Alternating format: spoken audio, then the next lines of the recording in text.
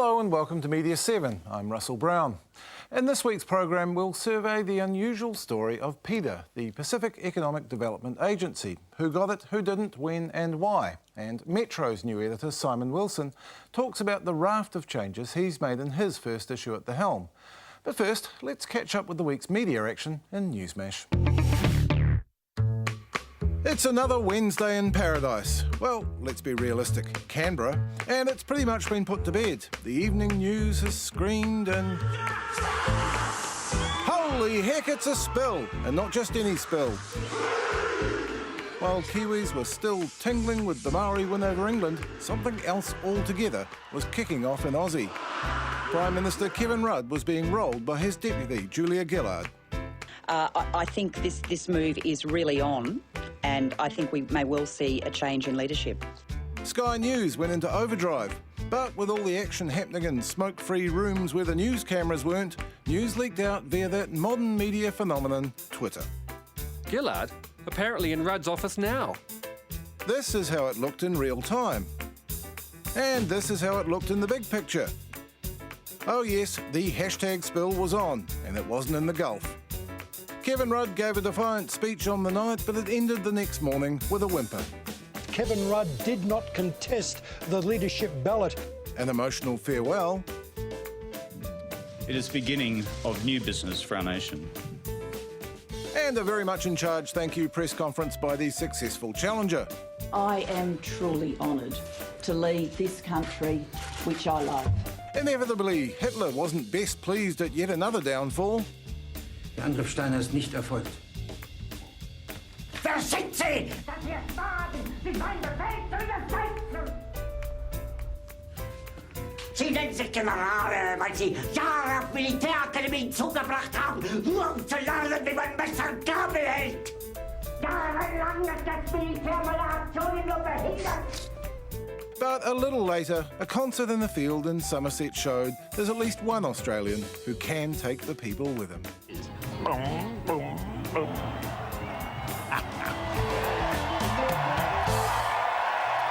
Yes, Rolf Harris there at a for once sunny Glastonbury Festival. Now, the taxpayer funding controversially allocated to a little-known company called the Pacific Economic Development Agency was but a tiny fraction of the overall spending in this year's budget. On the other hand, it was many times more than the MP's expenses that have dominated the news agenda since. Jose Barbosa explains how the story unfolded. Budget Day 2010, and while most of the mainstream media pondered tax cuts, others sifted through the details. $4.8 million had been earmarked over 4 years for the Pacific Economic Development Agency, otherwise known as PEDA, to help find work for unemployed Pacific people. But the folks at PacificEyewitness.com were scratching their heads. We've never heard of this organisation, which is a limited liability company. Was there a tender for this? Don't know. No information as yet on what exactly they'll be doing. Radio New Zealand's Richard Pamatoto explained why there was so much surprise. It's hardly known by anybody in the Pacific Island population, and it's seen by many as a group set up by supporters of the National Party to push a different kind of development agenda. It's also very strongly based in church. People are looking at it and going, how can an organisation like this with no real clear focus actually provide the kind of economic development that is needed? A very good question. It prompted Labor to rub its eyes and come out of hibernation. What other agency has had a project approved by him by simply writing a proposal that is 57 words long, that has not been through any open and transparent process? It also came to light that the Ministry of Pacific Island Affairs had misgivings about PEDA, and they'd told their minister, Georgina Tahiuhu, exactly that. Meanwhile, Bill English tried to convince the country there was nothing to see here. The appropriation in the budget does not amount to an allocation of $4.8 million to the Pacific Economic Development Agency. Contradicting both his own budget and his ministerial colleague. So we've secured $4.8 million over the next 4 years. I think that's the biggest increase in the Pacific budget for a long time. Who, as it turns out, had nothing to do with the negotiations, which were instead handled by Bill English. While questions about PETA were avoided in Parliament, Radio 531 PI host Afiso Collins was apparently taken off air for asking too many. This is a company that's very small with any track record, and we know very little about them. The station is run by a trust chaired by a close relative of J.R. Pereira, the CEO of PETA. Tongues have been wagging ever since. However, 531 PI management claims PETA had nothing to do with Collins being stood down. The CEO of Pacific Media Network says Afiso Collins has been wrested from his show for performance, not for his assumption about the PETA debate. So we have some questions that need answers. Why did the government hand over money much like this, to PETA without letting other agencies bid for the contract? And why has it been mostly left to Pacific Media and Radio New Zealand to follow the story? A story which appears to demand wider coverage. Jose Barbosa there. We contacted Pacific Radio Trust Chair Tino Pereira, who said he had nothing to do with the dispute at 531 PI, but confirmed he was a founding director at PETA but left for another job. Quote, "Maybe I should have stayed. I would have if I'd known they'd be getting $4.8 million. With me now are the journalist who broke the PETA story on Budget Day, Radio New Zealand's Pacific correspondent Richard Palmer-Tatoe. The Radio 531 PI host taken off air after demanding answers about the funding, Afiso Collins, and Tongan writer and broadcaster Safita Howley. Welcome to you all, gentlemen. Now, Richard, you flagged this story on Budget Day. How and why did it catch your attention? I received a release from the Minister saying that $4.8 million had been secured. I checked that it was new money, and then I looked to see who it was for. Now, I'd been to a couple of PETA conferences. They are not what you'd call a big conference. In fact, at the last one I was at, there were more people in the choir. And it did seem to me to be quite a strange thing that $4.8 million would go to an organisation, no track record and no infrastructure to support quite lofty aims. Did you know that they perhaps were in the running or were bidding for this kind of funding? I know that they had they been lobbying, but a lot of Pacific Island groups do lobby. They had been particularly strong with it, though, and they had the backing of people like Inga Tuingamala and Michael Jones. So there was that group of people agitating for some change in money out of the government. And it was absolutely clear to you that the money had been allocated. What do you make of Bill English's claim since that it hadn't been? Well, it's a big shock, really, isn't it, when you get a release from the Minister saying, we have secured $4.8 million, you ring her private secretary and he says, yes, it's new money, and then the Finance Minister says, actually, no contracts have been let. And you also, as did, I understand, a number of other media organisations, including the New Zealand Herald, you filed an OIA request with the Pacific Affairs Ministry. Would you have been able to report the story if you'd been relying on that request? Well, that request has been declined for a number of reasons. Sensitivity, there are contract negotiations going on, which again is surprising considering that the budget said the money had been allocated. And I don't think I would have been able to do the story unless I was able to secure not only the proposal but also the Ministry's advice, which said it was risky for a start. And you had that leaked to you? I did. What do you make of what the Herald, among others, are calling a witch hunt to try and find the source? Do you think that's unusual? I think it's what you'd expect from a government that's been embarrassed. It's what you would expect from a government that has made a lot out of accountability, and here it goes awarding $4.8 million with no process that you can recognise or see. Afiso, tell me a little bit about what your show is. It's called Talanoa Pacific, which I gather translates as Pacific Talk. So is it a kind of a current affairs show?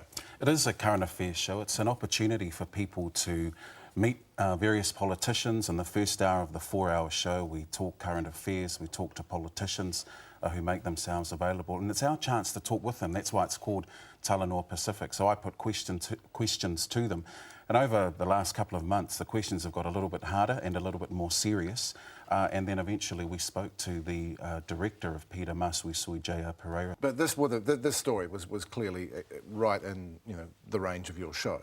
Absolutely. I heard what Richard had to say after the budget, and I thought it was important that our people had the chance to critically reflect on this issue. And that became the big issue, as people were asking, who are these people? Has there been a transparent process that's been undertaken by the government and this organisation to ensure that Pacific people have the opportunity to say this is where money should go? And we soon discovered that they had lobbied on their own, to the government, and they hadn't made a transparent proposal as what I think was representing what the community was demanding at the time.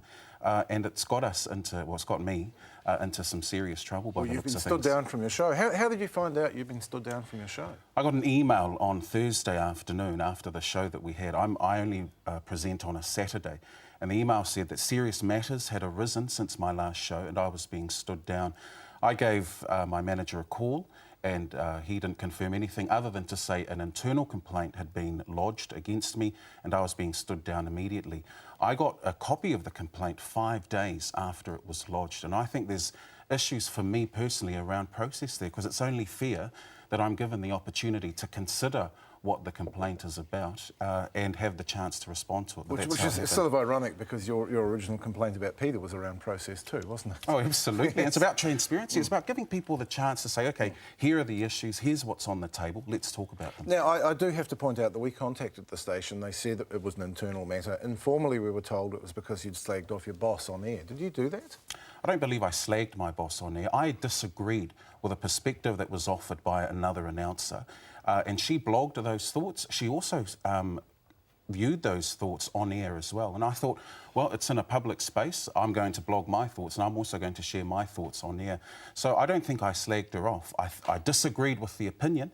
And because the show was a talk show, I think I'm entitled to a bit of an opinion. And sure, maybe a lot of opinion came through, but I think it was an opinion that was being expressed by the Pacific community at the time. So Peter, it does quite clearly come through to me that there's been a lively debate around this. I think what we've heard so far is that, and I want to touch on the festival, because I came into this in trying to point out that perhaps what Efeso had done deserved a much closer scrutiny. And he is right. He's allowed to express an opinion. My issue is that the way he expressed his opinion was such that he has now, for a bit of time, overtaken the main issue that we were looking at, is the bungling of the funding processes and all that emanated from it. I'm surprised that he does say, well, who are these people? Actually, Inga Tuingamala, J.R. Pereira, and all the people who are named in this story are not entirely unknown. These are people that are known to us. Pacific Eyewitness said the same thing. Their response at the same time as Richard's was, who on earth are these people? Yeah, and when you ask those questions, it's almost embedded in raising it that these are people who have no right to actually go and ask for funding. They have no right to put some stupid ideas, if that's what you call it, to the minister. They have no right to receive funds. Those things, if you question their credibility, if you question their ability to be able to do that, I think that we need to look at why it is that we're doing that. Because, you know, Efeso, one of the issues that I was concerned about when Efeso raised it, one of his main income earner, if I can call it, or his main claim to fame, is to work with youth. He's in the field. He will be seen to be in competition if he's not careful about what it is that he's spouting off about. So those things are very, very important for broadcast in our community. And we're talking about a community that is struggling to have some credibility in the way that we actually broadcast to our... I think I have to put that to Efeso. I mean, you do have your own consultancy that does work in a similar area to what Peter's going to be doing. Are you sure it wasn't professional jealousy? They got the money, you didn't. No, we're not jealous of it at all. In fact, what we're wanting is the transparency to allow all organisations to say, this is what we offer, these are the services that we provide, and we already know that, Peter, don't offer anything new, there's nothing innovative about what they're offering. And it's important that everyone who's involved in those services, already servicing the Pacific community, are given the opportunity. The issue I have is these people know how to play the game. Not everyone in the Pacific community does know how to play this game. What I think should have been done, which is in true Pacific spirit, is they should have contacted other organisations and said, let's look at this together. We know how to lobby the government, we know the right people to talk to, we know the right doors to knock on. Let's go in there together. That was not done. That's what we've unearthed, and it's a process that is completely flawed and not transparent. Richard, what do you make of that? The resentment was driven in part by people seeing that Peter go out on their own, they got the money and everyone else didn't. Is there an element of that? I think there is an element of that, but also it's about the track record. Anybody who's ever applied for money from any organisation, anybody who's applied for a mortgage knows how difficult it is. And so for Peter, which has no track record, it has some interesting people working for it, to get $4.8 million is the thing that really got stuck in the craw of a lot of people, many who've been doing hard work for a long time and scrap scrap for money. Is there a power struggle in Pacific Auckland behind this? That's what I seem to be hearing from all of you, that there are conflicting interests. Well, you would have to expect conflicting interests because you have a big, diverse population. What I think this shows is the dominance of the Samoan community or the population in terms of successfully negotiating with the government to get money, and also a split between the West and the South, because Peter is essentially based in West Auckland and Waitakere. What do you make of that, Safita? I wish there was a power struggle to that extent. I see it as scrapping over the scraps. 4.8 million is 0.00 something of the total budget. It is a large amount compared to what MPIA has, but still minimal and small.